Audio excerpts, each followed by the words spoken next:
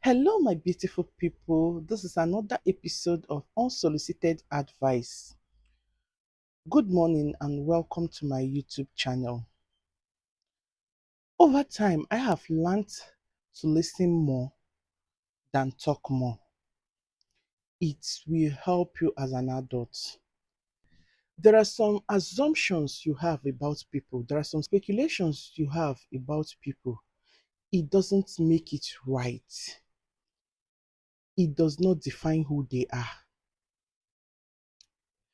You may meet someone when they are in bad mood, and the way the person will attend to you and the way the person will attend to Mr. B will never be the same.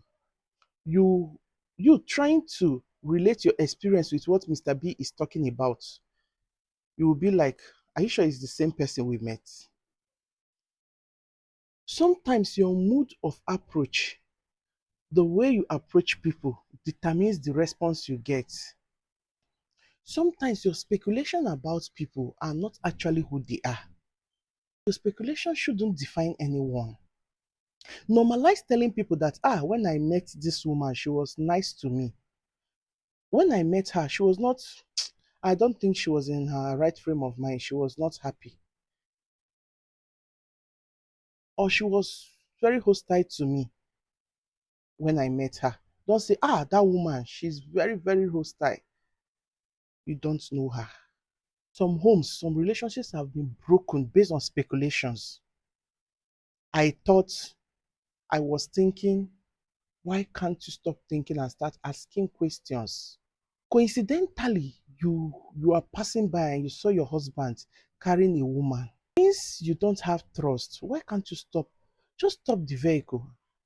Maybe you join them, or you'll be like, who is she? If you can do that, fine. But because of that lack of trust, you've speculated that he has an affair. You are already boiling on 375 degree, waiting for him to come back. Speculations and assumptions have destroyed so many relationships. A woman may be on call in her bedroom. Coincidentally, the husband enters and she was dropping the call. She did not drop the call because someone was coming in. It is coincidence. She was on call. Okay, bye, see you. And the husband enters and she was already dropping the call. Who called you? Who called you? Why did you see me and you called the call? Why did you see me and you were shaking? Why did you see me this? Why did you see me that? This is relationship where there is no trust. Lack of trust. Your assumption shouldn't define your partner. Yes, this is someone you have lived with for years, and you can now say, oh, my husband is able to do this. My husband is able not to do this. My husband cannot do this. My husband can do this. My wife can do this. My wife cannot do that. I know. But there are coincidences that you should sometimes, if you see, step back, think, ask questions, ask him, ask her. They would have a better explanation. There are things you see, you decide to keep quiet. You are already assuming it is cooking up in your heart. Some some of you, it will even show in your relationship with your partner. Some, it will show the way you talk, it will affect you because you are nursing it in your heart. Your assumptions are not real most times. Your speculations are wrong most times. Your suspicions are wrong most times. Normalize asking your partner questions. Hello there, please, where are you? Your husband will be like, is there any problem? You say, no, because I saw you or somebody saw you entering so and so place with someone. Or you wait till he gets home. Let him be the one to tell you that, oh, forget about it, or he doesn't want to talk about it. Yes, this boils down to partners that doesn't like dialoguing. There are partners that they don't want to discuss with you. There are reasons to this. Some partners don't want to discuss with you. One, they will end up having issues with you. Two, they will end up getting what they don't bargain for. You talk to them anyhow, you may work out on them, but I believe a good relationship, a good family, working relationship should have good communication skills. No matter who you are with on call, and your partner that is not close to you, both of you are, maybe you went out or your partner went out, he calls you or she calls you on phone, please hold on.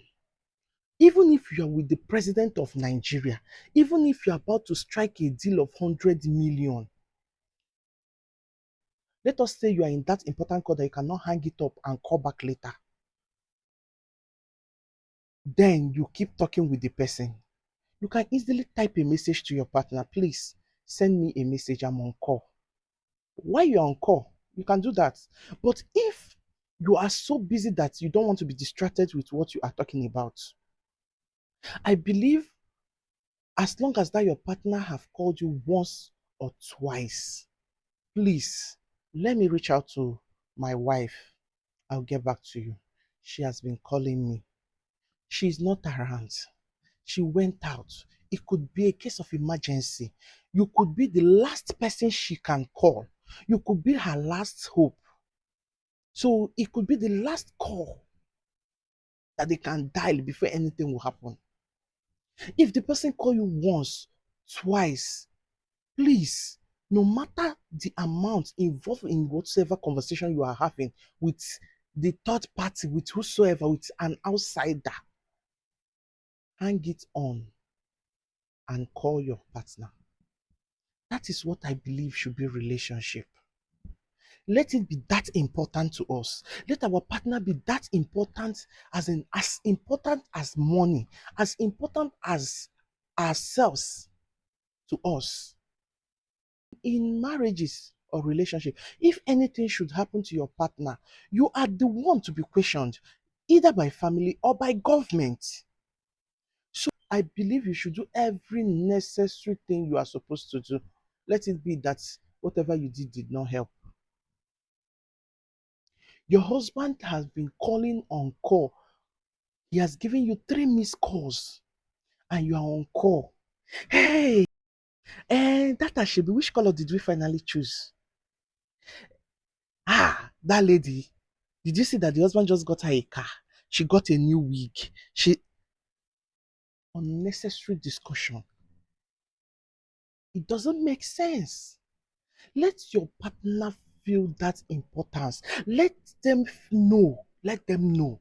Forget this thing that they will say, I really love my wife, but I will not be telling her all the time. My wife used to try. She takes care of the kids, take care of the home, but I won't be telling her all the time. Let it not get into her head. Hello? This is someone doing something that you are supposed to pay somebody. Nannies. You're supposed to, if you don't want to pay nanny, you're supposed to, you as a man, also share in doing such jobs with her. And she's doing it. And you're telling someone that you don't want to appreciate your wife because you don't want her to feel superior or to feel important or to feel that you can't do without her. You are being arrogant. You are being egoistic. To me, let us normalize saying thank you. Oh, I really appreciate what you have done for me. Oh, my husband, thank you so much. Since these children started school, they have never for one day. Oh, my wife, thank you so much. Since we started running this family, we have never for one day been hungry. Food is always on the table. My home is always neat. I am not scared coming in with visitors because I know everywhere is neat and tidy. Thank you, my wife. Normalize saying this in relationship. Normalize saying this in marriages. So when it goes south for you, she's the only one to come through for you. Even if she's a pure housewife, you want her to stay at home because you don't want her to have money. You don't want her to become rich. You don't want her to rub shoulders with you. You don't want her to be exposed. You don't, because there are so many reasons why men don't want their wife to work. There are so many reasons a lot of men don't want their wife to work. Some actually want her to work. Some have no reason. They just feel like, let me relieve this woman. She's already doing too much for the family.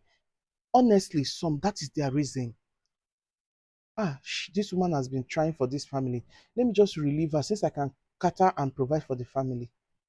Then, in such cases, place her on salary. Women, these days, there are online businesses you can run from the comfort of your home that will not even take a sweat out of your body. You can work for 1 hour, 2 hours. There are things you can control through your phone that will bring in income for you. There is what we call security money. Security money is that money that when it goes south, you lay back on it. Your husband needs help, you touch it. Emergency, you use the money. Your relationship turns out to be toxic, you use that money and jabba, run for your dear life. You leave so that you can live for your children. Don't tell me you are in an abusive relationship, abusive marriage, because you have nowhere to go, because you don't have money, because you don't have income, because you're thinking on what to eat, you're thinking on where to live when you leave.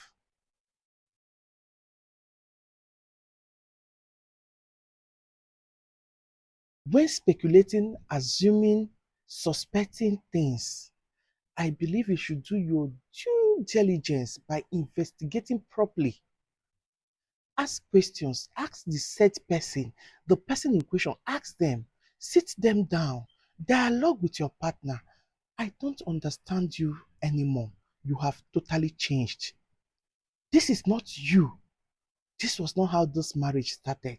This was not how this relationship started. You've totally changed. Let them know. Don't be scared. Tell them when they are doing well. Appreciate them. When they are doing wrong, call them to order. There is no perfect relationship of perfect marriage out there. There are people that are enjoying their marriage. They have enjoyed it for like 10, 20, 30, 40 years. Honestly, they have been enjoying it smoothly. But mind you, 10 over 100 is zero. How many are they? These set people, how many are they in the society? There are good marriages out there and it exists. Please, when assuming or speculating or suspecting anything, do not conclude until you hear from the horse's mouth. So, this is all I have to say for today. Thank you for always tuning on to our channel. Please like, comment, share, and subscribe to our channels. Love you all.